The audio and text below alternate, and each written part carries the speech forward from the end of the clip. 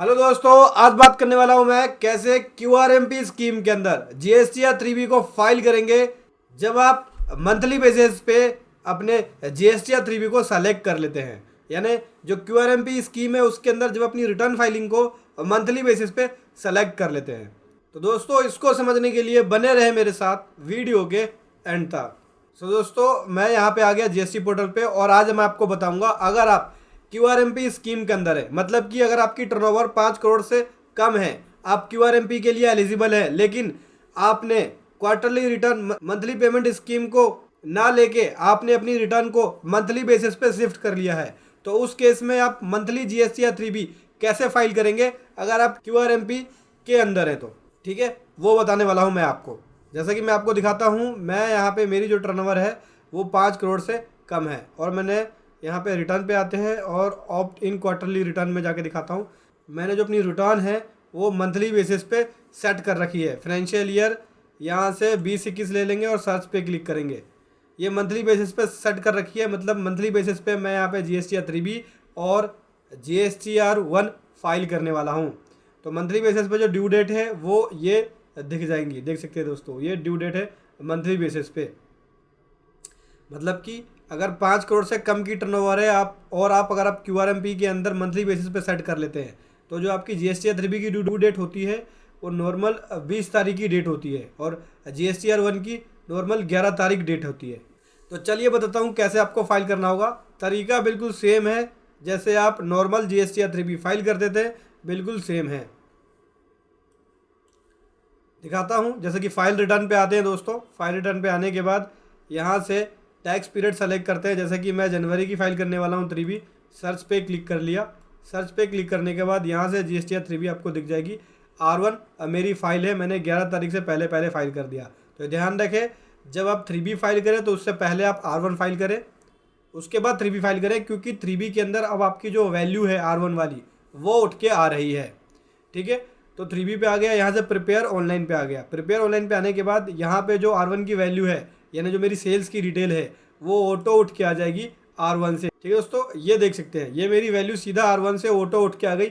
मुझे एक भी टेबल को भरने की जरूरत नहीं है। ये देख सकते हैं, ये सारी वैल्यू ऑटोमेटिक आ चुकी है। और रिवर्स चार्ज वाली जो है वो आपकी 2B से उठ के आ रही है। पहले टेबल 3.1D जो है वो ऑटो ड्राफ्ट नहीं आ रही थी, मतलब रिवर्स चार्ज वाली सप्लाई नहीं आ रही थी। अब आपकी टेबल 3.1D जो है रिवर्स चार्ज वाली, वो 2B से ऑटोमेटिक उठ के आएगी अगर आपकी कोई रिवर्स चार्ज की सप्लाई है तो। और यहाँ पे जो ITC की बात करें तो ITC भी हमारा यहाँ से 2B से ऑटोमेटिक उठ के आ रहा है। तो आप एक बार जब भी 3B फाइल करें, तो मैं आपको बहुत ही केयरफुली बता रहा हूँ, क्योंकि अगर मिसमैच हो रहा है यहाँ पे रिटर्न्स के अंदर तो गवर्नमेंट GST नंबर भी कैंसिल कर रही है और नोटिस भी भेज रही है मिसमैच के लिए। तो आपको बहुत ही केयरफुली रिटर्न फाइल करनी है। तो जब जो भी ITC आपका 3B में ऑटोमेटिक आ रहा है, ऑटो पॉपुलेट होके आ रहा है, तो आप 2B की समरी है या 2B के अंदर जो डाटा है, जो इन्वॉइसेस आपके 2B में आ रहे हैं, वो अपने परचेज रजिस्टर से मैच जरूर कर लें, क्योंकि जब तक आप मैचिंग नहीं करेंगे ITC की, तब तक आपको प्रॉब्लम फेस करनी पड़ सकती है। मिसमैच की वजह से हो सकता है आपके पास, और ये भी हो सकता है कि आपका GST नंबर कैंसिल हो जाए। चलिए दोस्तों, फिर से 3B में आ जाते हैं। यहाँ से जनवरी में आते हैं। मैंने आपको बताया कि जो हम R1 फाइल करते हैं उसके बेसिस पे हमारी टैक्स लाइबिलिटी आ रही है उठ के, और इनपुट एज क्रेडिट 2B से उठ के ऑटोमेटिक आ रहा है। तो अपने परचेज रजिस्टर से ज़रूर मैच कर लें और 3B को फाइल करने से पहले अपनी R1 को फाइल ज़रूर कर लें। और दोस्तों, अगर आप इन टेबलों को, जो ऑटोमेटिक टेबल आती है, उनको ओवरराइड करते हैं तो रेड में हो जाएगी। मतलब इसकी वैल्यू को अगर आप चेंज करते हैं, 10% का केवल मार्जिन है, 10% से अगर ऊपर वैल्यू जाएगी तो उस केस में रेड में हो जाएगा। तो आपको इस चीज़ का ध्यान रखना है। अगर आपकी रिटर्न्स रेड में हो जाती है तो वो रिटर्न आपकी डिपार्टमेंट में फ्लैग हो जाएगी। तो आपको बहुत ही केयरफुली, बहुत ही ध्यान से फाइल करना है। मैं इसलिए बोलता हूँ कि प्रोफेशनल्स की हेल्प ज़रूर लें। खुद से रिटर्न अगर आपको नहीं आती फाइल करनी तो फाइल ना करें, नहीं तो उस केस में आपको भारी नुकसान पेनल्टी के रूप में पे करना पड़ सकता है। ठीक है दोस्तों, चलिए टेबल को समझ लेते हैं। सबसे पहले है 3.1 टेबल, जिसके अंदर मेरी B2B सप्लाई है। यहाँ पे दिखा दिया मैंने B2B सप्लाई, जो मेरी R1 से ऑटोमेटिक उठ के आ रही है। ठीक है, इसके अलावा और कोई सप्लाई नहीं है, जैसे रिवर्स चार्ज वाली सप्लाई या जीरो रेटेड या एग्जाम सप्लाई। ठीक है, कंफर्म पे क्लिक कर लिया और उसके बाद इंटर स्टेट सप्लाई यानी B2C वाली सप्लाई कोई भी नहीं है। इसके बाद आता है एलिजिबल ITC। एलिजिबल ITC की बात करें तो टेबल 5 के अंदर 4K टेबल 5 के अंदर ऑल अदर ITC ये ऑटोमेटिक 2B से उठ के आ रहा है। तो यहाँ पे कुछ लिखना नहीं है मुझे, बस रिकन्सिलेशन करना है। तो जो रिकनसाइल इनवॉइस है उसके हिसाब से ही आप इनपुट एस क्रेडिट को लेना। ठीक है दोस्तों, ये 2B से ऑटोमेटिक उठ के आ गया। अभी कन्फर्म पे क्लिक किया हमने।